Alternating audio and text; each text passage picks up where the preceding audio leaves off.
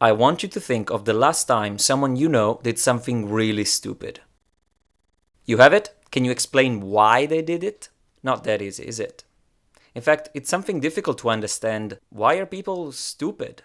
Hi, my name is Fede and this is Eternally Curious.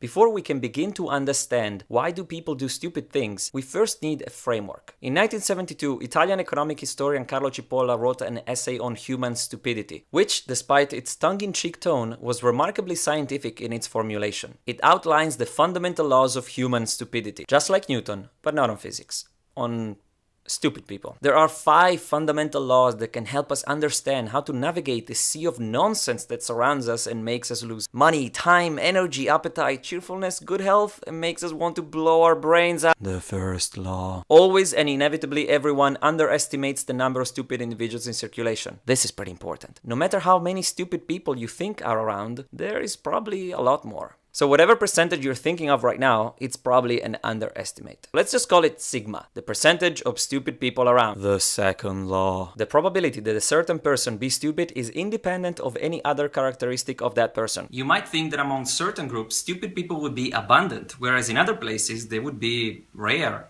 Nope. Stupid people seem to be equally distributed among any population. It's like a genetic trait. Nature somehow just figures it out. This is not actually scientific theory. The third law. It's important that we define our terms. What is a stupid person anyway? Stupidity doesn't mean to be ignorant, silly, or slow to understand things. No. A stupid person causes losses to others while gaining nothing for themselves and possibly even incurring losses. So if what you do hurts others and hurts yourself too, you're stupid. In economic terms, this is the opposite of a win-win situation. It's essentially a non-zero-sum game where everybody loses for no f***ing reason. Yeah, that's pretty stupid. Yeah, but who does that, right? I know. Except the first law. This has some important implications and corollaries. Thanks to the third fundamental law of human stupidity, we can divide the entire planet into 4 kinds of people. The intelligent, the helpless, the bandit, and of course, the stupid. We can conveniently represent them in these Cartesian quadrants. The x-axis shows personal gains. The more you go to the right, the more the actions that you do benefit you. Similarly, the y-vertical axis shows other people's. The more you go down, the more you're hurting them. All clear? See how the 4 categories perfectly fall into place. High personal gains while also doing gains for others. Intelligent people do things that benefit themselves as well as everyone else. They literally make the world a better place, which you can actually calculate and give it a numerical value. The higher that number, the more intelligent they are. Remember that this has nothing to do with how much they have studied, how much money they have, what their IQ is. This is purely calculating how good they're doing for themselves and everyone else at the same time. The helpless take actions that benefit others while hurting themselves. You see where I'm going with this. The bandits do things that benefit themselves while causing losses to others, usually the helpless. And of course, on the polar opposite of the intelligent, you have the stupid. With their unpredictable, seemingly nonsensical and utterly stupid actions, they hurt themselves and everyone else around them. Let's see some examples. Say someone shoots you in the leg just to rob you of $50. Or if they kill you so they can rape your wife for one night. That's not a very good bandit. First off, their benefit is very slim while taking extremely big risks. And the loss for you and others is huge. A perfect bandit is somewhere on this line. Huge benefit for themselves with either no losses for you or a lot. The rapist murderer, on the other hand, is somewhere around here. Very close to the border of sheer stupidity. Those behind the multinational corporation that, in order to save some quids, cause one of the biggest environmental disasters and public health crises in human history. Are also pretty close to be utterly stupid. Again, small gain, huge loss. To themselves too. The helpless usually do not recognize how dangerous stupid people are. This is not at all surprising. Their failure to understand is just another expression of their helplessness. What's truly astounding is that also intelligent people and bandits fail to recognize how dangerous stupid people are. If you're intelligent, you think you can predict and somehow counteract the actions of stupid people. And if you're a bandit, you think you can take advantage of them. Oh, you are so wrong. First off, you might think that a stupid person will only do harm to themselves. But this is confusing the stupid with the helpless.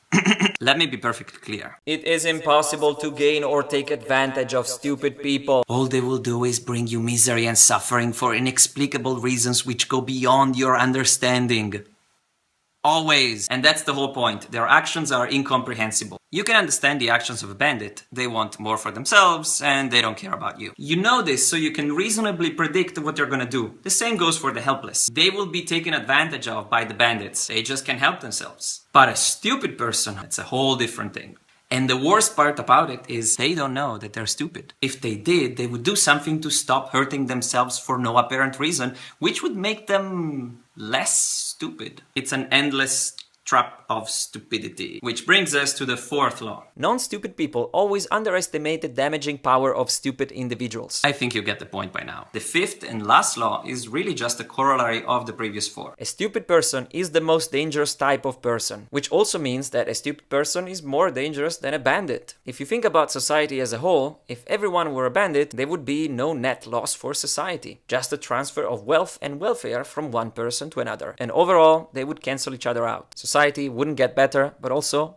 wouldn't get any worse. And if everyone were intelligent, we would all be better off, and we would live in a more sane society which improved exponentially over time. But when stupid people are at work, the story is completely different. Now, because of the second law, the number of stupid people is not affected by time, race, space, or any other socioeconomic factor. So how do we explain a thriving society versus a collapsing civilization? Remember that both societies are plagued by the same percentage of stupid people, sigma. The difference is that in declining societies, stupid people have power. The helpless can help themselves, but the intelligent and the bandits should. So it's their fault. If you're watching this video, you're probably intelligent or a bandit. Either way, this framework should help you understand the dangers of stupidity and that you should avoid it at all costs. In particular, if you want the society you live in to thrive and not go into chaos, stop putting stupid people in position of power where they can exercise their talents and make everyone miserable. If you can, put someone intelligent. But if you absolutely can't and all you can choose from is between a bandit and a stupid person, choose the bandit. At least you'll know how they will act and you can take the necessary precautions. Also, a big part of your job is trying to convince the helpless when they're not being fooled by the bandits or the stupid. Last, nobody's perfectly consistent with their actions. So if sometimes you do something very stupid and then you're fooled by someone, but generally you're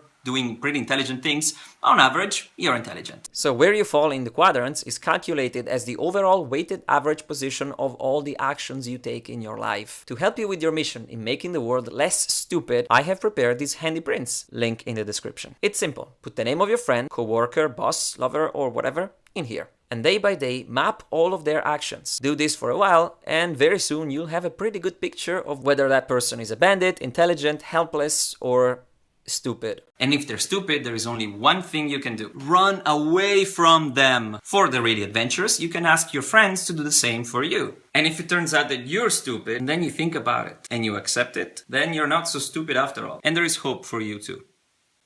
I hope you enjoyed this video. I certainly had a lot of fun doing it. If you'd like to read the original essay by Cipolla, I highly recommend it. You'll find the link in the video description. If you like this video, remember to subscribe to this channel. And if you want to make sure that I can keep making videos like this, consider supporting me on Konos, where you can pledge whatever you feel like, and you can follow all the courses I'm teaching and learning divided by subject. Thank you for being curious.